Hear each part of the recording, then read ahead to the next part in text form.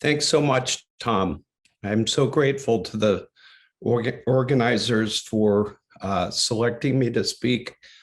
And it's really a pleasure and a privilege to be here to share some of our work. So I'd really like to emphasize the importance of structural biology and the role of the PDB in drug design and development. I'll really be talking largely about our work, but much of my career has been guided by the amazing influence that I had through working with Michael Rossmann. Sadly, he passed away in 2019, as you all know. He was truly a giant, dating back to the very first protein structures. And as a postdoc with Michael, I worked on the human rhinovirus 14 structure determination. It was so incredibly interesting. We were able to develop so many different types of technology, including many aspects of using synchrotron radiation, non-crystallographic symmetry and phasing and refinement, but especially the significance of the biological information just really blew my mind. And right around that time, the HIV crisis had emerged and was really in the news everywhere because anyone infected with HIV basically had a death sentence. So I thought that the idea of using crystallography to drive drug design was very timely and important. I especially wanted to work on HIV and in particular targeting the enzymes. I had the great fortune of meeting Dr. Stephen Hughes in 1986, and we began a collaboration to try to solve the structure of HIV-1 RT. We're both excited about the prospects of using that information to guide drug design. And Steve was just an enormously talented and enthusiastic scientist. And of course, by now, everyone knows a good bit about HIV, but the key thing is it's a retrovirologist, meaning it uses RNA to generate a double-stranded DNA version of itself. And it's got an enzyme, reverse transcriptase, which is a characteristic part of retroviruses. Of course, it's fatal if untreated. And one of the tricky features is that it mutates quite rapidly. In about 2-day replication cycle, there's usually about one mistake in a 10 kilobase RNA genome after the process is completed. And this mutating nature, of course, is a complication for many types of treatment strategies, as well as vaccine and other prevention strategies. By now, we have just an absolutely marvelous array of structures. And this beautiful drawing by David Goodsell, who is also part of the PDB, shows some of the magnificent structures from primarily crystallography, but also NMR, and more recently, some fabulous cryo-EM structures. I'm focusing on the enzymes. Reverse transcriptase and integrase are the targets of almost all the widely used anti-AIDS drugs. And it turns out all three are dimeric. So that's an interesting clue for something I'll mention at the end. Reverse transcriptase is the polymerase that copies the RNA to double-stranded DNA. Very magnificent in terms of its capabilities. I was always fascinated with polymerases, and I had to see what a machine could look like at the molecular level that would be able to carry out all this fantastic chemistry. About 90% of all therapeutic treatments of HIV infection, which usually are in combinations, involve RT inhibitors and drugs. And our lab was able to use crystallography to drive the successful development of 2 non-nucleoside RT drugs, leading to 6 licensed medications that I'll tell you about. So here's one of the first structures that we obtained. It took us about 5 years after I began our laboratory in 1987 to get to a complete solution. Here's showing reverse transcriptase P66, P51 subunit, asymmetric heterodimer in complex with DNA. It was the first polymerase of any sort that had its nucleic acid template primer in position to be copied. And this summarizes some of the most important states of this polymerase. The APO enzyme, in which the P66 subunit is actually, the thumb is actually folded over on the fingers. Enormous conformational changes have to occur to bind DNA template primer. And that allows then the selection of an incoming DNTP substrate, which can lead to appropriate base pairing and chemistry once it's all fit together. And this so-called catalytic complex or ternary complex also has additional conformational changes where the fingers have closed onto the active site. Once chemistry occurs, pyrophosphate is evolved and translocation can occur. And by now we have detailed molecular pictures of all of these different steps with almost all of the important drugs used to target HIV RT. And this allows us to have a really good general picture of HIV RT dynamics. So the two different drug classes include the nucleoside analogs.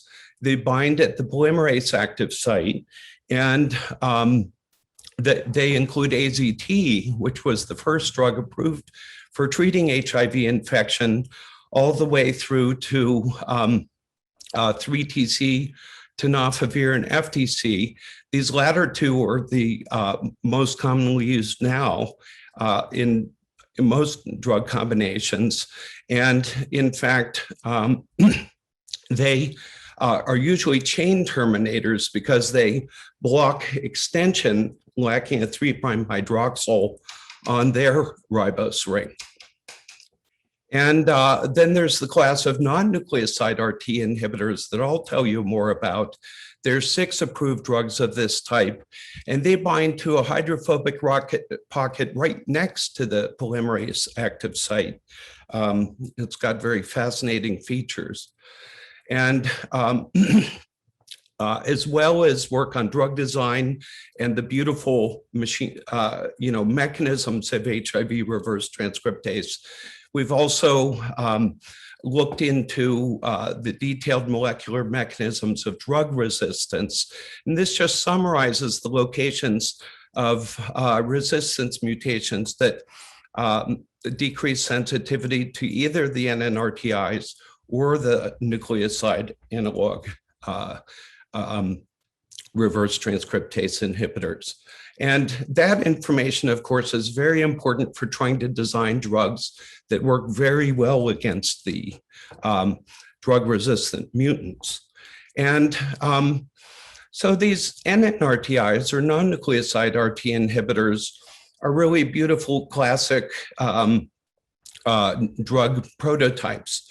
They inhibit RT at nanomolar concentrations. They're chemically diverse, and they're allosteric inhibitors, meaning that they bind at a site, but actually work at a distance. Actually, we learned 2 decades after beginning our trials that the NNRTIs actually push the DNA out of the active site, so it can't be in proper conformation to bind the incoming substrate.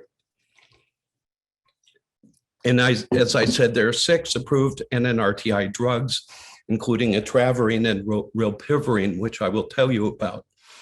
Now, one of the most important persons in your in our journey was a wonderful person named Dr. Paul Janssen, founder of Janssen Pharmaceutica. And it turned out that he and I were working in parallel universes in this quest to try to conquer the HIV problem. In 1986, Dr. Paul and I separately decided to target RT or HIV. In 1987, Dr. Paul teamed up with Eric de Klerk at the Rega Institute in Belgium to search with his 70,000 compound company library for anti-HIV compounds. He did some incredibly innovative things at the time, like boiling the library down into 600 representative members. And we began crystallization at our lab at the Center for Advanced Biotechnology and Medicine in Rutgers. Then in 1990, Dr. Paul published a monumental paper in Nature describing the first non-nucleoside RT inhibitors.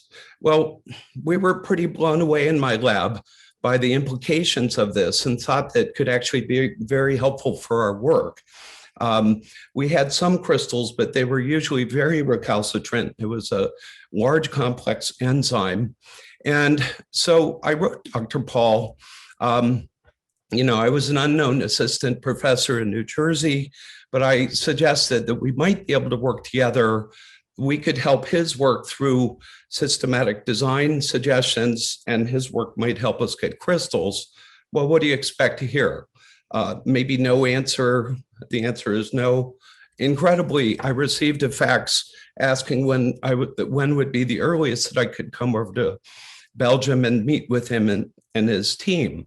So I was really excited. And of course, the fax really dates the communication since they're barely used these days. Well, Dr. Paul, it turned out, was somebody much more incredible than I could have imagined. I thought, he might be an industrialist. He'd be in a suit in a corner office.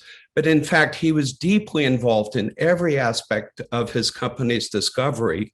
Here he is at a table with Quinn Andrews and me when we first met. And he really was a magical person in many ways. During that meeting, he wanted to know, well, why do you think structure would be helpful? I've already developed 75 drugs and I never needed structure. But his skepticism was helpful because it was always good to worry if we really needed something. So he really was the grandmaster of drug discovery of all time. Sadly, he passed away in 2003. And here's a Belgian postage stamp commemorating the great man. And it even shows one of the two drugs we developed, rilpivirine, in one of our crystal structures. But in his career, he developed 80 drugs, including haloperidol, fentanyl, the ketoconazole, and other azole, antifungals, diphenolate, which is for travelers' diarrhea. And he really loved the drug rilpivirine that we discovered. He was an MD, a PhD, really a Renaissance man, spoke 7 languages, played music beautifully and sang, had a very unique style of management, but he was non-dogmatic. If he thought an idea was good, he would really pursue it no matter what. And of course, he was vastly successful.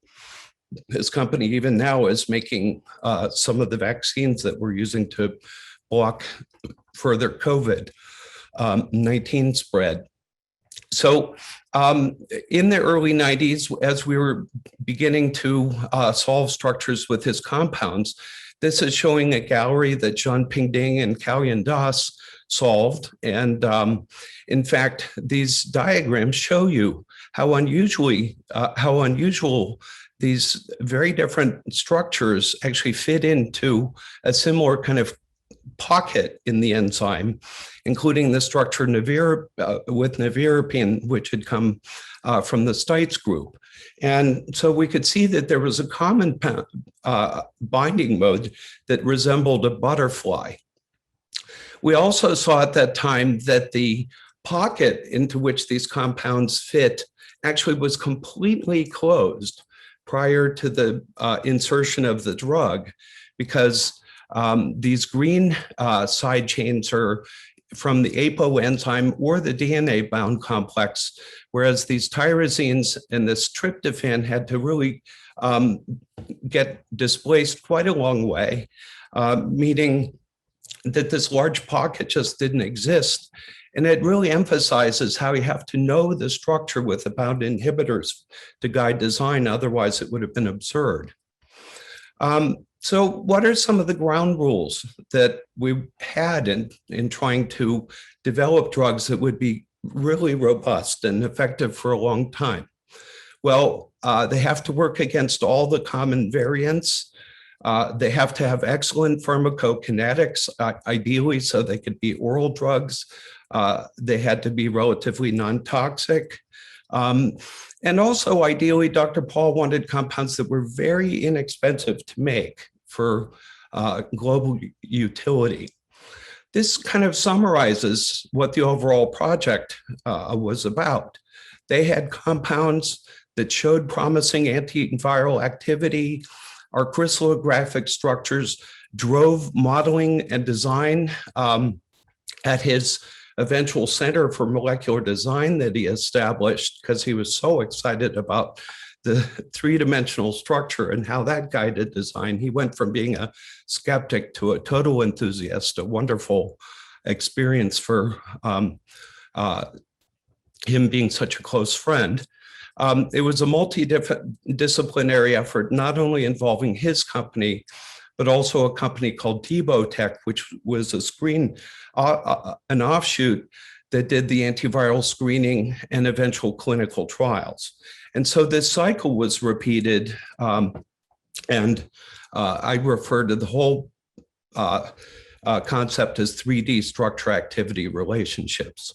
So this summarizes the chemical evolution of the compounds that we were working on together. And we entered the pictures and started contributing structures around the early 90s. Especially important were some of the compounds that came later that were very simple. For example, diaryltriazines that were emanating from a triazine nucleus, and especially the diarylpyrimidine compounds. And some of the modeling suggestions to get to here made an incredible difference based on the crystal structure, eventually leading to three compounds that I'll tell you about. So etravirine, for example, the first approved drug had incredible potency, again, low nanomolar, selectivity index around 70,000, essentially no toxicity whatsoever.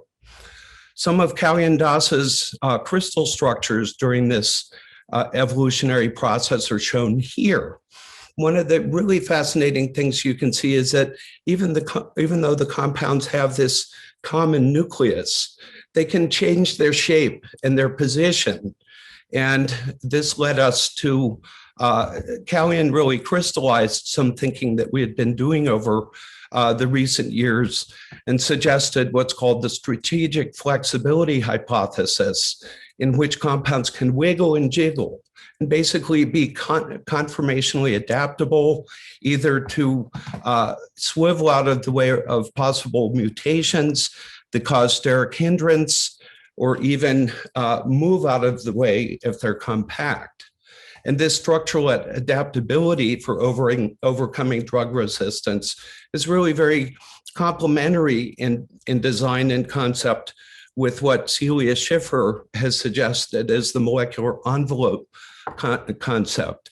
And this shows some of the structural information that we use to prove that this strategic flexibility concept works. For example, this compound moves more than an angstrom to get out of the way of steric hindrance from a resistance mutation. And Joe Bauman and the group even engineered crystals to get to a point where we could routinely get 1.8 angstrom resolution structures and embark on all sorts of other adventures, such as fragment screening. You can see the beautiful thermal ellipsoids in this 1.51 angstrom resolution structure with now rilpivirine, which is the Dr. Paul's favorite. And in addition to having, single bonds that were flexible here, it had an additional cyanovinyl moiety that in fact allowed for now subnanomolar inhibition of all the common resistant variants, better than etravirine, better than efavirenz by anywhere from a few to 1,000. And I wrote a paper that summarized all of this information, sadly, after Dr. Paul's death. There was also something extremely interesting about these NNRTIs, even though they had C log P around 6, which would be fatal for most compounds. In fact, Dr. Paul had some unusual ideas that hydrophobic aggregation could be actually favorable for pharmacological features. I mean, somebody making compounds this hydrophobic now could easily be fired at a company. But instead, Dr. Paul, not believing dogma, even we came up with an idea that formation of really nice hydrophobic aggregates could actually be related to how these compounds get taken up in the body. And so rilpivirine turned out to be really a magical compound. Etravirine was approved for HIV treatment against drug-resistant infections in 2008. Dapivirine, in fact, is close to achieving some sort of approval as a microbicide, female-controlled prophylaxis in a vaginal ring after successful studies in Africa. And rilpivirine was first approved as a single compound at 25 milligram a day dosages and combinations versus 600 milligrams for the efavirenz competitor. And some of the fixed dose combinations are especially important because, for example, tenofovir, FTC, and rilpivirine combined as Complera can be taken as one pill once a day. And people taking these effective combinations where they have access to them basically get to a normal life expectancy. Same with other versions. And then a 2-drug combination, one pill once a day with the best integrase inhibitor, dolutegravir. And then an amazing development called Cabenuva. This is actually a long-acting injection version where once-a-month treatment is easily as effective as, if not slightly more, than the once-a-day pill treatment. So just to illustrate how incredible this is, this is what people were taking in 1996, but at least, the problem was being solved with the heart treatments at the time, one pill once a day in 2006. And then by 2021, in fact, this injectable was the first long-acting treatment approved by FDA. Very exciting. This involved a massive team effort. As I said, it was a multidisciplinary collaboration. Just really want to mention people in our group, Dr. Paul Levy, Steve Hughes, and chemists, especially Don Ludovici and Mike Kukla. Very briefly, I want to tell you just for 2 minutes about a different part of the HIV lifestyle in which reverse transcriptase exists as a polyprotein. Polyprotein precursors. They're commonly used in RNA viruses, long precursor polyproteins, and then the proteases actually do the specific cleavage. This is also what's going on with SARS-CoV-2. We're looking at polyproteins there. But in the case of reverse transcriptase, you have a protease reverse transcriptase integrase translation product as part of a polyprotein.